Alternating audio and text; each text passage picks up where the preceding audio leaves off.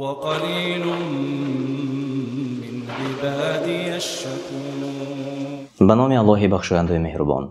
السلام علیکم و رحمت الله و برکاته. تماشابینان عزیز، امروز در استودیو در مهمانی ما سهراب عادلیان، ختم کرده دانشگاه مدینه منوره فاکولته حدیث ها، و امروز ما تصمیم داریم درباره مرتبه علم و دانش با شما کمی صحبت کنیم. و سراول خوش آمدید میگم شما را به استودیو ما. و درباره فضیلت علم، یا اینکه به اصطلاح دیگر درباره مرتبه علم از دیدگاه قرآن شرح میدادید، چون امروز علم را از طرف تنها دنیوی همگان میدونند. یعنی علم این تنها در ذهن مردم دنیا است و این را از دیدگاه قرآن چگونه شما شرح میدادید؟ بسم الله الرحمن الرحیم. الحمد لله و الصلاة و السلام علی رسول الله و علی آله و اصحابه و من والاه. اما بعد، الله سبحانه و تعالی قرآن را نازل کرد و به پیغمبر صلی الله علیه و سلم خطاب کرد و نزلنا علیک الکتاب تبیانا لکل شیء. ما این قرآن را برای تو ای محمد صلی الله علیه و سلم نازل کردیم. قرآن بیانگری همه چیز است گفت. وقتی که الله سبحانه و تعالی همه چیز است گفت، همه چیز واقعا داخل می شود، هم علم دین هم علم دنیا. و این قرآن عظیم الشأن که دارای همه چیز است، تمام موجودات و مخلوقات و زمین و آسمان و عالم و بیرون عالم را در بر گرفته است، قرآن پرمحتوا هست. شما یه مراتبه نظر کنید با چی سخن شروع کرد. اولین آیت که به پیغمبر صلی الله علیه و سلم نازل شد، الله تعالی گفت که اقرأ، بخوان. یعنی بخوان گفتن الله سبحانه و تعالی حتی از بعضی ارکان اسلام نیز پیشتر گفته شده است. البته الله تعالی پیش از آن که 12 سال پیش از آن که به نماز امر کند، به قول 10 سال امر به طلب علم کرد. و اگر زکات و روزه را گرید، 15 سال پیش از آن که به روزه رمضان و به زکات مال ادا کردن زکات مال امر کند، یا پیش از آن که به حج امر کند، 23 سال پیش الله تعالی به تعلیم گرفتن علم پیغمبر صلی الله علیه و سلم را و از جمله امتان پیغمبر صلی الله علیه و سلم را به تعلیم گرفتن علم وقتی که امر کرد، این دلالت به فضیلت علم میکند که الله تعالی این قرآن کریم که خاتمه و خلاصه تمام کتاب‌های آسمانی است، بهترین کتاب الله تعالی هست که به بهترین پیغمبرش نازل کرد، این را با اقرأ شروع کرد، یعنی با خوان، که این دلالت روشن و واضح به فضیلت علم میکنه. بنابراین امام بخاری هم رحمت الله علیه در صحیح بخاری گفتن که باب العلم قبل القول والعمل، باب در این باره که علم مقدمتر از قول و از عمل است. پیش از اینکه انسان سخن کند، یک عمل کند، اول علم داشته باشد. برای چی این گپ را امام بخاری گفتن لقوله تعالی فاعلم انه لا اله الا الله واستغفر لذنبك. الله تعالی گفت که علم گیر، امر به دانش آموزی، امر به علم آموختن. علم آموز، بدون که غیر الله تعالی دیگر معبودی بر حق نیست. ببینید، غیر الله تعالی دیگر معبودی بر حق نیست، دیگر الهی حق نیست. این توحید است. پیش از توحید هم الله تعالی اول علم گیر گفت، بعد گفت که واستغفر لذنبک، و به گناهایت از الله تعالی مغفرت بپرس، توبه کن. این عمل است. لا اله الا الله گفتن این قول است. امام بخاری گفتن که علم پیش از قول و عمل است. فبدأ بالعلم. امام بخاری رحمت الله علیه گفتن که الله تعالی با علم شروع کرد، که این دلالت واقعا واضح و روشن بیان میکند که جایگاه علم در شریعت بسیار فضیلت بزرگ مرتبه عالی دارد. بله، وقتی که علم از دیدگاه قرآن کریم چنین در مرتبه بالا باشد، نادانی و جهالت چگونه مقام دارد؟ جناب رسول الله صلی الله علیه و سلم نادانی را درد نامیدند. در سنن ابو داود آمده است که انما شفاء العی السؤال، البته شفای نادانی سؤال است گفتند. وقتی که شفای نادانی گفتن، این دلالت میکند که نادانی درد است و شفای آن سؤال اهل علم است و علم آموختن است. در اینجا پیامبر صلی الله علیه و سلم درد نامیدند و علما رحمت الله علیهم میگویند که سببی هر یک گناهی که در عالم صادر می شود جهل است، یعنی نادانی است. میگویند که ما عصی الله الا بجهل به او بشرعه، الله تعالی گناه کرده نمی شود مگر به سبب جهل به الله تعالی، یعنی نادانی به الله تعالی، نشناختنی الله تعالی، او بشرعه، یا نادانی نسبت شریعت الله تعالی. یک کسی که گناه میکند یا الله تعالی رو نمیشناسد یا شریعت او را نمیداند که کدام کار حلال است کدام کار حرام است. خلاصه هر یک گناهی که در عالم صادر می شود این جهل و نادانی است. جهل و نادانی که سبب گناه است سبب عذاب است. بالاخره جهل و نادانی انسان را به آتش دوزخ میبرد. الله تعالی در سوره تبارک از اهل دوزخ نقل میکند و قالوا لو كنا نسمع او نعقل ما كنا فی اصحاب السعیر. اهل دوزخ گفتند که اگر ما در دنیا میشنیدیم میفهمیدیم امروز ما دوزخی نمیشدیم. بعد الله تعالی گفت که فاعترفوا بذنبهم، آنها به گناههای خود اعتراف کردند. گفت جهل و نادانی را گناه نامید. ببینید سببی وارد شوی خود را آنها در جاهلی گوش نکردن به اهل علم و نفهمیدن ارزیابی کردند. بعضی از مؤمنان مثال میارند و میگویند که گاهی میشد که صحابگان شرم میکردند برای پرسیدن بعضی سوال از رسول الله صلی الله علیه و سلم و انتظار میشدند یگان نفری که از بیرون یا اینکه غیر مسلمان میآمد و سوال میکرد. و به فکر شما چی مصلحت میدید به آنهایی که شاید در ذهنشان سوال دارند اما شرم آنها را فرا گرفته است و نمیپرسند و در جهالت دوامت میکنند؟ البته در این مسئله، یعنی در مسئله علمی شرم داشتن، این مذموم است، یعنی صفتی بدی شرم است. شرم و حیا اصلا صفتی عالی هست، ولیکن در مسئله دین و در مسئله علم آموزی صفتی مذموم است، یعنی صفتی خوب نیست، صفتی بد است. بنابراین حضرت عایشه رضی الله عنها مادر مومنین ها گفتند که رحم الله نساء الانصار، الله تعالی رحم کند زنهای انصاری ها را، یعنی اهل مدینه را. لم یمنعهن الحیاء ان یتفقهن فی الدین، شرم و حیا آنها را پیش راه آنها را نگرفت که در دین فقیه گردند. آمده حتی در مسئله های خاص زنها از پیامبر صلی الله علیه و سلم میپرسند. بنابراین امام بخاری در کتاب علم ذکر کردن قول مجاهد رحمت الله علیه که 3 نفر علم نمیگیرند، گفتند از جمله شخصی که شرم میدارد. بنابراین انسان در مسئله دین شرم ندارد و بپرسد. خیلی خوب، و این یک معلوماتی خوب هم بود برای تماشابینان ما، چون اکثرا همین خصلت را داشتند و از این پس انشاءالله که این هم راهی حلی خودش را می‌یابد انشاءالله. و سوالی دیگر می‌گذاریم. تا چه اندازه به علم مردم نیاز دارند، یعنی حاجت مردم به علم؟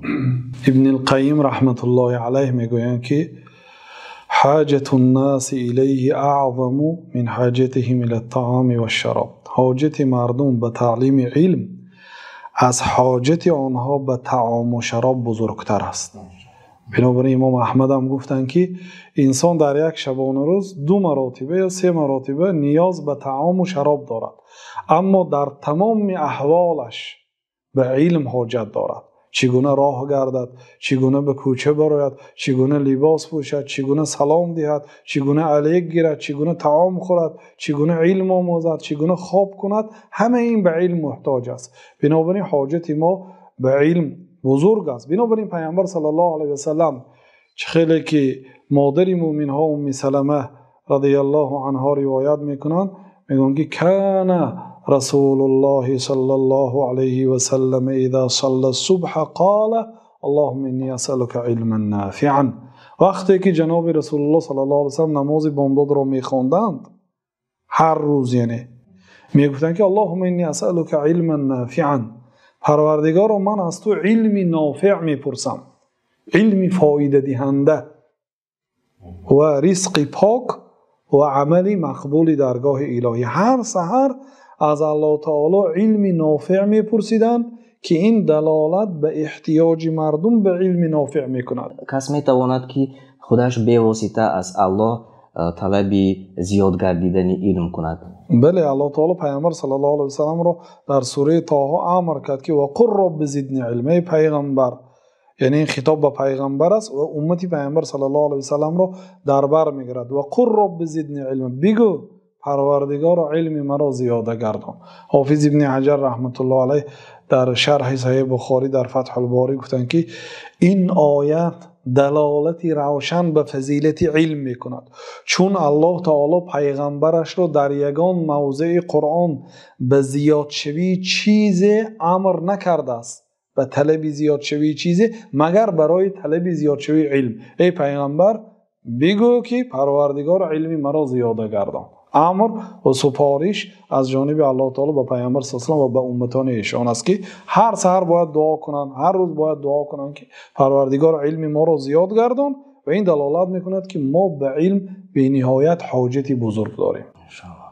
و اما و شما عین حال از آیات های قرآن شما دلیل آوردید، از آیات های قرآن درباره منزلت و مرتبه بالا بودن علم. اما برای آسان فهمیدن مردم درباره علم از حدیث ها ثابت شده است و چی بیان میکردید؟ البته ما یک دو آیات را ذکر کردیم، لیکن ده ها آیات ها در فضیلت علم است. از سبب کوتاه بودن وقت بعضی آن را ذکر کردیم. حدیث ها هم فراوان است در فضیلت علم. حتی امام بخاری کتاب علم دارند، در آنجا صدها حدیث میارند. یا دیگر علمای ابن عبدالبر 2 جلد کتاب دارند درباره علم، همش روایت در فضیلت علم است. اگر کوتاه مشهورترین حدیث که امام بخاری و مسلم رحمت الله علیه روایت کردند حدیث معاویه ابن ابی سفیان است که میگه که سمعت رسول الله صلی الله علیه و سلم، شنیدم جناب رسول الله صلی الله علیه و سلم را که میگفتند من یرید الله به خیرا یفقهه فی الدین، به کسی الله تعالی نیکی خواهد او را در دین فقیه میگرداند. یعنی علامت محبت الله تعالی به بنده این است که قلب او را به علم آموزی میکشاید، او به علم آموزی اقدام میکند. و در صحیح مسلم از حدیث ابو هریره رضی الله عنه آمده است که جناب رسول الله صلی الله علیه و سلم گفتند که من سلک طریقا یلتمس فیه علما سهل الله له به طریقا الی الجنه.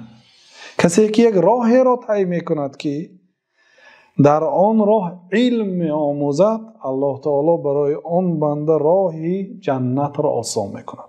راه های جنت بسیار است، دور هست، پرمشقت است، لیکن نزدیکترین راه و آسانترین راه به جنت به واسطه راه طلب علم است. و یک حدیث دیگر در سنن ابو داود و ترمذی و مسند امام احمد آمده است که پیامبر صلی الله علیه و سلم گفتند که الدنیا ملعونه ملعون ما فیها، دنیا لعنت شده است، یعنی از رحمت الله تعالی دور کرده شده است.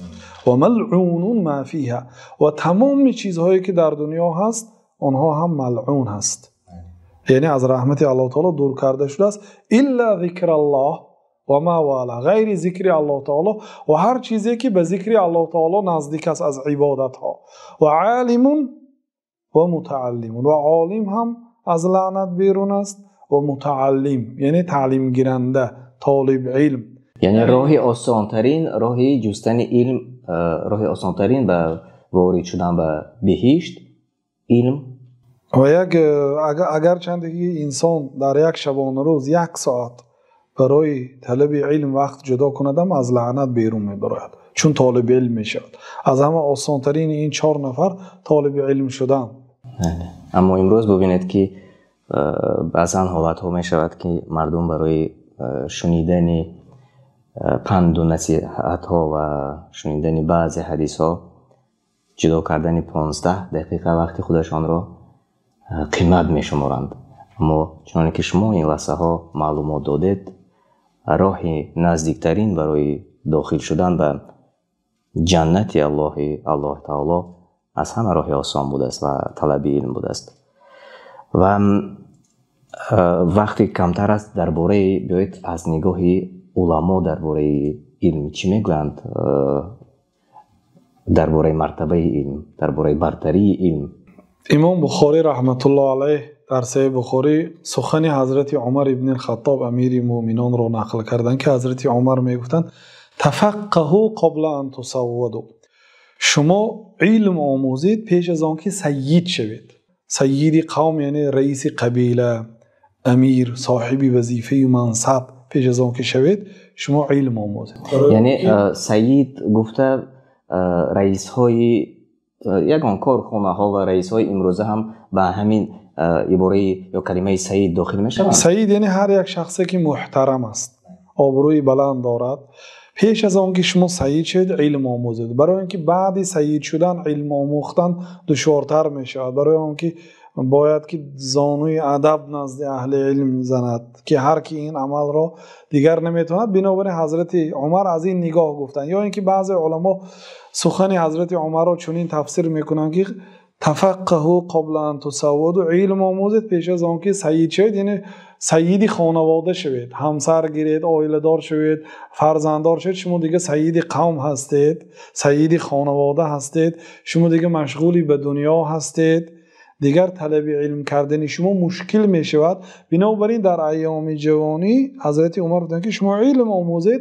بعد حضرت امام بخاری این سخن عمر را آوردند و علاوه کردند، گفتند که وقال ابو عبدالله و بعد ان تسودوا. ابو عبدالله گفت، یعنی امام بخاری خودشان را در نظر دارند، ابو عبدالله گفت که بعد اینکه سید شوید هم علم آموزید. لقد تفقه اصحاب رسول الله صلی الله علیه و سلم فی کبر سنهم. چون صحابه های پیغمبر صلی الله علیه و سلم در بزرگسالی اشان فقه در دین شدند، عالمی در دین شدند. حضرت حسان ابن ثابت وقتی که اسلام قبول کرد 60 ساله بود.